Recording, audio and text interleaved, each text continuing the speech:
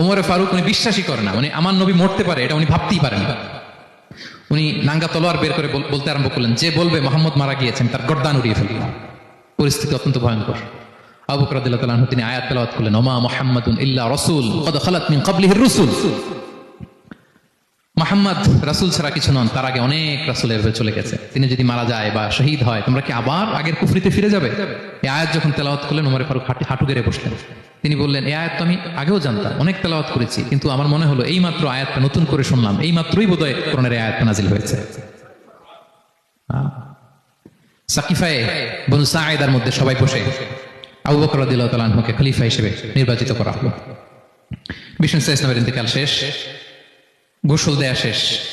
আমরা যেমনি মারা গেলে আমাদের জামা খুলে অন্য একটা জামা পরিয়ে গোসল দেয়া হয়, বিষ্ণু ইসলামের ক্ষেত্রে এটা হয়নি। ওনার গায়ের জামা খোলা হয়নি, যে জামাটা ছিল ওই জামাটার উপরই গোসল দেয়া হয়েছে। ওনার ইউনিকনেস।